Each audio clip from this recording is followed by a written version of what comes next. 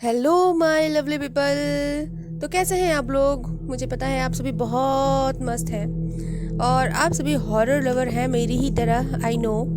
तो मेरी स्टोरी जितना पसंद करते हैं आप लोग, इसके लिए थैंक यू सो मच। अगर आप मेरे चैनल पर नए हैं तो जल्दी से चैनल को सब्सक्राइब कर लीजिए। स्टोरी पसंद आए तो लाइक और शेयर करना ना भूलिएगा।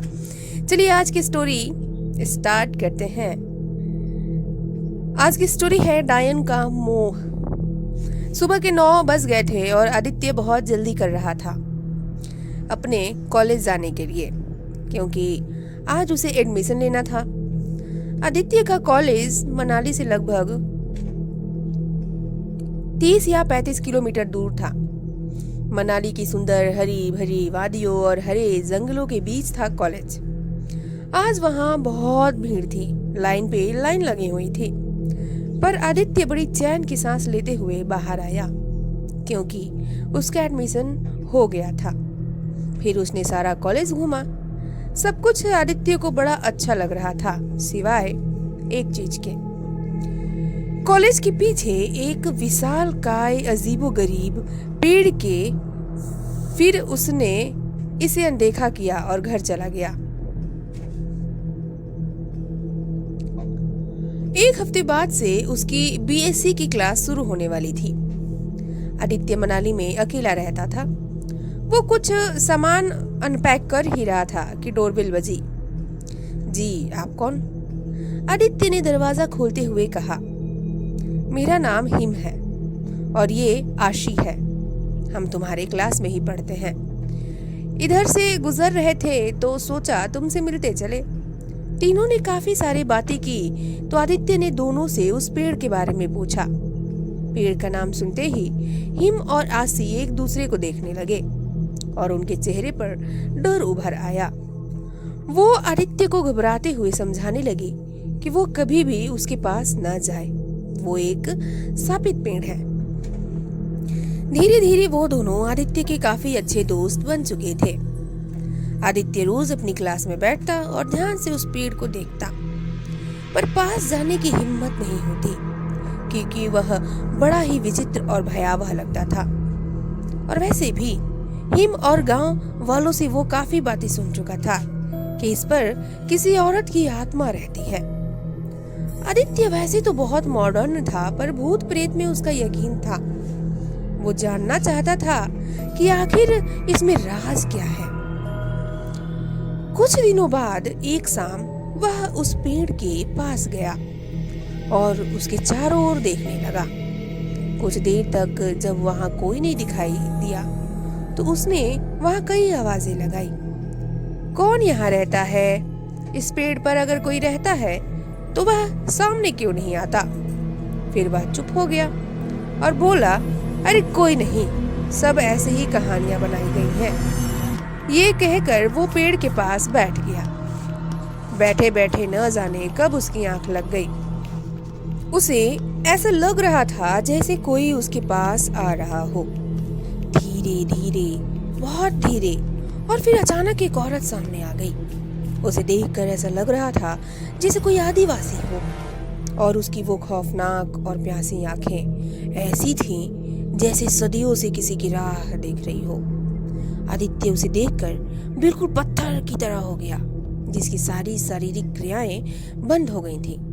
वो चाह कर भी आंखें नहीं खोल पा रहा था। उस औरत ने आदित्य का हाथ पकड़ा और पेड़ के अंदर चली गई। आदित्य को कुछ समझ आता इससे पहले उसने देखा कि चारों तरफ उसी तरह के खौफनाक पेड़ थे और उन सभी पर कंकाल लटक रहे थे। तेज तेज से रोने की आवाजें आ रही थीं और दूर तक कोई नहीं था। वह बहुत तेज चिल्लाया और यहाँ वहां भागने लगा, पर वो कितना भी भागता वापस उसी जगह आ जाता जहां से भागना शुरू किया था। वो जोर जोर से चिल्लाने लगा, बचाओ बचाओ बचाओ मुझे।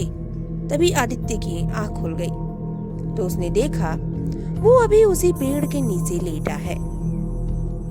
उसने एक पल भी बिना गंवाए वो वहां से तेजी से भागता हुआ सीधा घर आ गया। तभी हिम और आसी उसके यहाँ आते हैं और बताते हैं कॉलेज में दिवाली फंक्शन है और रात में आदित्य को परेशान देख दोनों उसका कारण पूछते हैं, पर आदित्य टाल जाता है। रात में सब मिलकर पार्टी में देर रात तक डांस करते रहे और पार्टी खत्म हुई। रात के 1 बज चुके थे। सब चले गए। तीनों घर जा ही रहे थे कि तभी आदित्य ने अचानक वही पेड़ कुछ दूर पर देखा, जिसके पास वह औरत भी खड़ी थी। आदित्य चौंका और घबरा कर बोला, अरे ये पेड़ तो वहां था, ये यहाँ क्या कर रहा है, ये कैसे? फिर वह बोल न सका। हिम और आसी घबरा गए और बोले, क्या हुआ, कहाँ है पेड़, कौन सा पेड़? आदित्य ने फिर उधर देखा तो बहुत चक्का रह गया। वह बोला, अरे वो पेड़ कहाँ गया? आदित्य के सिर चकरा गया और बेहोश हो गया। होश आने पे देखा तो रात के 3 बज चुके थे और हिम उसी के पास सो रहा था। आदित्य ने हिम को उठाया और सारी बात बताई। हिम ने उसे समझाया कि यार, वह पेड़ बहुत खतरनाक है, उसके बारे में मत सोच और सो जा। मैंने गांव वालों से बहुत डरावनी कहानियां सुनी है उसके बारे में। चल, मैं यहीं हूँ, तेरे पास सो रहा हूँ। फिर दोनों सो गए, लेकिन सपने में तो फिर वही। आदित्य पेड़ के पास पहुंच गया, जहां वह औरत गहनों से लदी हुई खुशी से नाच रही थी। उसके चारों ओर खून ही खून था, जिसे वो बार बार अपने जिस्म में लगाती। जैसे ही वह वहां पहुंचा, वो औरत बोली, चला जा यहाँ से, और जिंदगी से प्यार करता है तो इस पेड़ के पास मत आया कर, और इसका राज राज ही रहने दे, वरना। ये कहते हुए वो डरावनी हंसी हंसने लगी और फिर वह गायब हो गई। फिर आदित्य की आंख खुल गई। उसने देखा कि हिम उसके पास नहीं है। वह और डरा। उसने सब जगह हिम को ढूंढा और आवाज दी, पर हिम का कोई जवाब नहीं मिला। अब वो समझ गया था कि वो औरत उसे नहीं छोड़ेगी। वह बहुत डर गया और उसने तेजी से दरवाजा बंद किया तो देखा उसका हाथ किसी के हाथ के ऊपर रखा था। उसने पीछे देखा तो हिम सो रहा था। उसने कहा, तुम कहाँ चले गए थे? मैं तो यहीं था, तुम सो जाओ, मुझे बहुत नींद आ रही है, कहकर हिम सो गया। पर आदित्य को लग रहा था कि वो पागल हो जाएगा। 2 दिन से आदित्य घर में बंद था, उस औरत के डर से जिसे वो जानता ही नहीं। लेकिन आज फिर आदित्य कॉलेज गया और छुट्टी के बाद गुस्से से लाल चला गया उस पेड़ के पास। वो गुस्से में पेड़ को हाथ और लात मारने लगा कि तभी एक लकड़ी का तख्ता सा खिसका और गड्ढा बन गया। उसने बड़ी आश्चर्य से गड्ढे में देखा तो एक लाल पोटली पड़ी हुई थी। उसने तुरंत उठाई। बहुत भारी होने के कारण उसे बाहर निकाल नहीं पाया तो वो वहीं बैठे बैठे खोलने लगा, और जैसे ही पोटली खुली वह बिल्कुल हक्का बक्का रह गया। उसमें सोने चांदी के बहुत पुराने गहने रखे थे, जो आज भी उतने ही चमक रहे थे कि जितने कि मैं होने पर चमकते होंगे। उनसे उन गहनों को घर ले जाने के लिए जैसे ही हाथ लगाया, तुरंत वह आग की तरह लाल हो गया। आसमान काला हो गया और तेज आंधी से आने लगी। वो पेड़ जो बिल्कुल सूखा था, उसमें खून की धाराएं बहने लगी। फिर वहां पर वही औरत को गहने से लदी हुई थी आ गई। उसने आदित्य से कहा, मैंने तुझे मना किया था ना, पर तू नहीं माना। आखिर मुझे वही करना पड़ेगा जो मैंने पहले कई लोगों के साथ किया। तू जानना चाहता है कि मैंने क्या किया है लोगों के साथ? तो चल मेरे साथ। औरत ने उसका हाथ पकड़ा और उस गड्ढे में ले गई।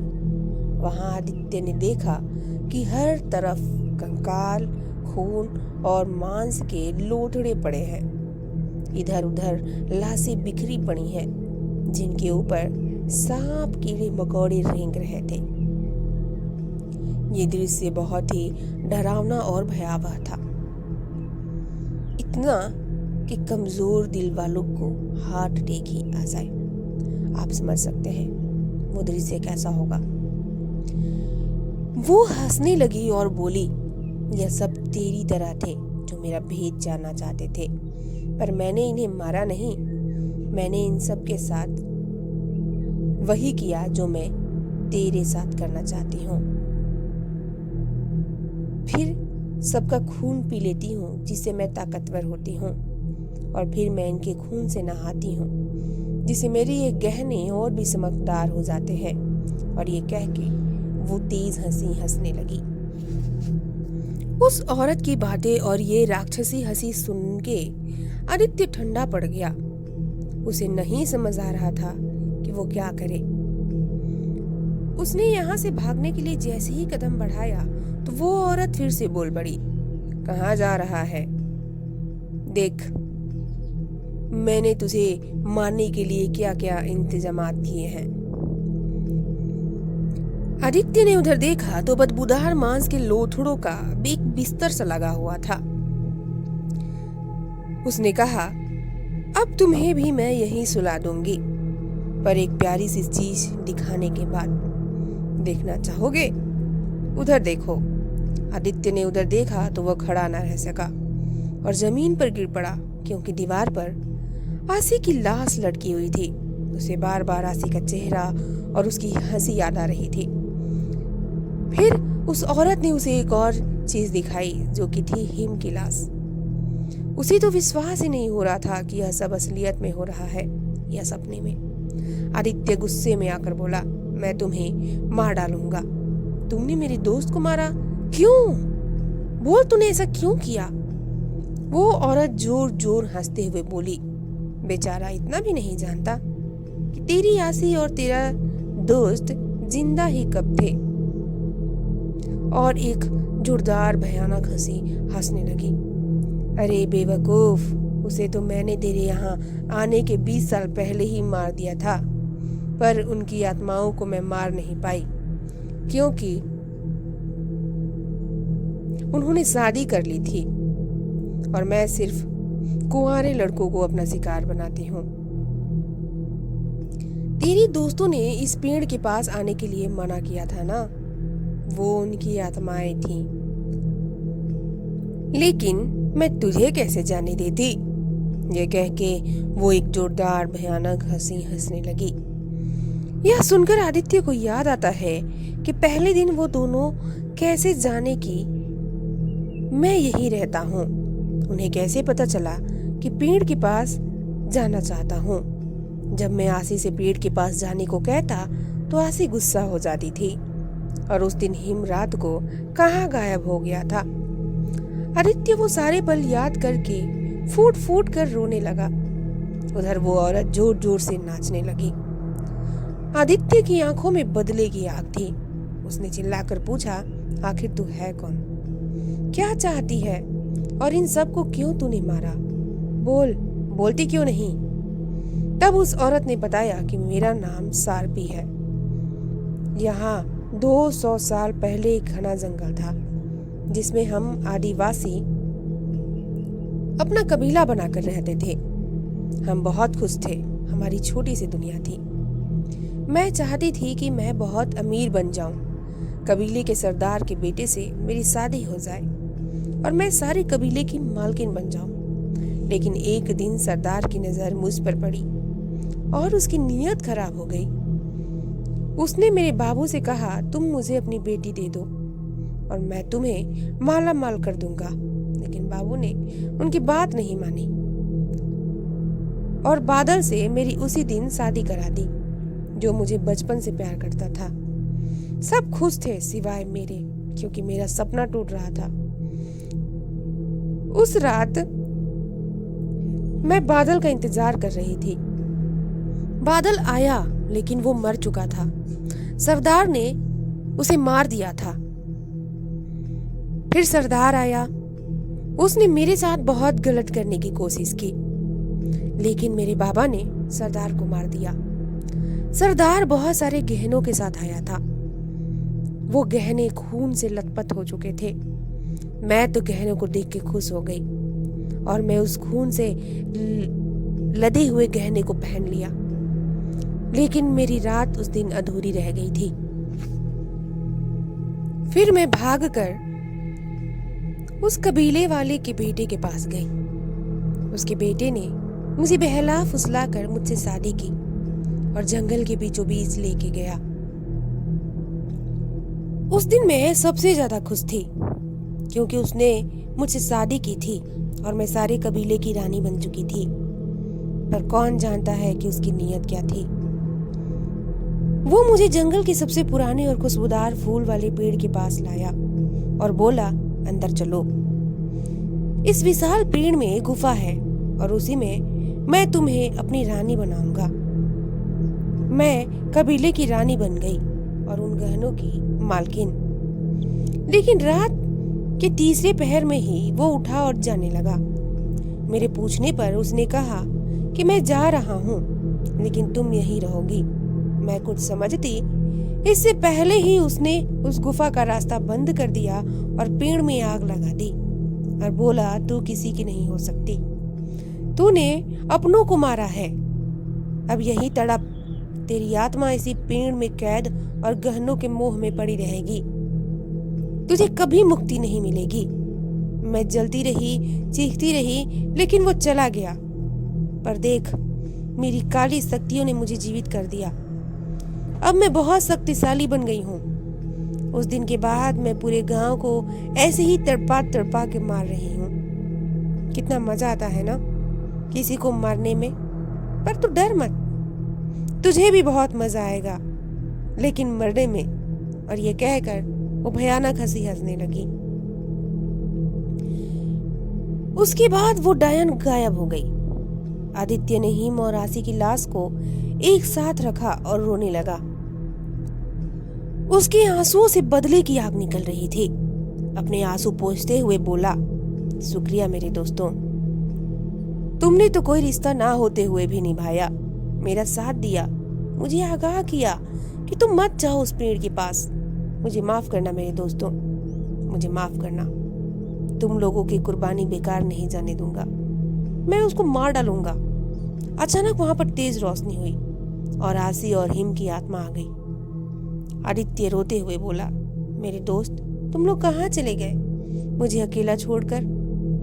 हिम और आसी ने उसे कहा कि ये वक्त रोने का नहीं, दिमाग से काम करने का है। हम तो मर चुके हैं, पर हम तुमको यहाँ से बाहर निकालना चाहते हैं। हम तुम्हें रास्ता दिखा देंगे और तुम यहाँ से निकल जाओ, लेकिन इसे मारना बहुत ही मुश्किल है। फिर उन्होंने उसे रास्ता बता दिया और कहा कि जब तुम्हें हमारी कभी जरूरत हो तो रात के दूसरे पहर में याद कर लेना, हम आ जाएंगे।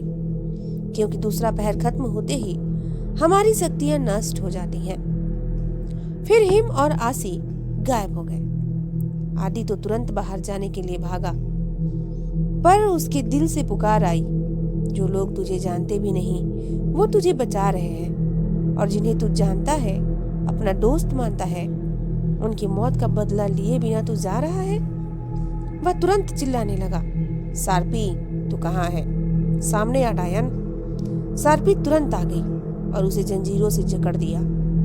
उसे मारने के लिए पहले उसने उस पर कई वार किए, फिर कहा कि रात के तीसरे पहर में मैं रानी बन जाती हूँ। अपने वह गहने पहनकर उसी वक्त तुझे मारूंगी मैं और तेरा खून चूस कर आनंद लूंगी। कुछ पल और इंतजार कर ले मौत का। और ये कह के वो हंसने लगी। उसने आदित्य के चारों ओर एक ऐसा मंत्र पढ़कर एक ऐसा घेरा तैयार कर दिया जिसके अंदर कोई आत्मा प्रवेश नहीं कर सकती थी, और अगर वह प्रवेश करती तो तुरंत नष्ट हो जाती। आदित्य ने तुरंत ही हिम और आसी को पुकारा। हिम और आसी तुरंत प्रकट भी हो गए और आदित्य ने उन्हें रोका कि तुम लोग इस घेरे के अंदर मत आना, वरना तुम नष्ट हो जाओगे। उसने इन आत्माओं से पूछा कि सार्पी को कैसे खत्म किया जा सकता है। तो हिम ने बताया कि सारी रात के तीसरे पहर में वह एक आम औरत की तरह हो जाती है। उसकी शक्तियां उस समय नष्ट हो जाती हैं और इसी समय वह अपने सारे गहने पहनती है। अगर उसी समय उसे पेड़ के साथ जला दिया जाए तो शायद उसे मारा जा सकता है, पर इसके लिए तुम्हें किसी शक्ति की जरूरत होगी जो सिर्फ आसी तुम्हें दे सकती है, क्योंकि वह औरत है। पर इसके लिए हमें हमेशा के लिए जाना पड़ेगा। आदित्य ने तुरंत ही दोस्तों को मना कर दिया, पर हिम और आसी ने कहा, जल्दी करो, हमारा वक्त खत्म हो रहा है। तभी वहां सार्पी आ जाती है और सब पर वार करना शुरू कर देती है। तीसरा पहर शुरू होने में कुछ ही पल बाकी थे। आदित्य उनको मना करता रहा। तीसरा पहर शुरू हो चुका था। हिम और आसी ने जैसे ही दोनों ने घेरे के अंदर कदम रखा तो दोनों एक ही पल में मिट गए। वहां पर इतनी तेज रोशनी हुई कि कुछ भी देखना मुश्किल हो गया। फिर एक रोशनी की धार जैसी आकार तेजी से आदित्य के शरीर में प्रवेश कर गई और तुरंत आग बुझ गई। तभी सार्पी बौखलाकर आदित्य के पास जाकर उसे मारने लगी। अब सार्पी कुछ देर के लिए डायन से एक साधारण स्त्री बन गई थी। उसे पता था कि अब वह कमजोर पड़ गई। उसने जल्दी से गहने पहने और आदित्य को ले जाने लगी। लेकिन अब आदित्य के अंदर हिम और आसी की शक्तियां थीं। शक्तियों के रूप में वे आदित्य में समा चुके थे। वह बहुत चिल्लाई और हाथ पैर पटकने लगी। उसे समझ में नहीं आ रहा था कि वह क्या करे। तभी आदित्य बोला, अब तेरा खेल खत्म हो चुका है। कहकर उसने कुछ मंत्र पढ़े और उस पेड़ में आग लगा दी। सार्पी बहुत चिल्लाई। देखते ही देखते सब कुछ जल गया। तभी फिर से हिम और आसी की आत्मा आ गई और धन्यवाद कहकर आसमान में कहीं गायब हो गई। अब उनकी आत्माएं मुक्त हो चुकी थीं। डायन, सार्पी और वो भयानक पेड़ दोनों खत्म हो चुके थे। ठीक 1 महीने बाद वहां पर एक मंदिर बनाया गया जिसका नाम था हिमांशी मंदिर, जो इस जगह की सुरक्षा करते हैं। तो आप लोगों को ये मजेदार स्टोरी कैसी लगी प्लीज कमेंट करके जरूर बताइएगा। स्टोरी पसंद आई हो तो लाइक और शेयर करना ना भूलिएगा। चलिए मिलती हूँ मैं आप लोगों से एक नए मजेदार स्टोरी के साथ। तब तक के लिए बाय बाय, टेक केयर।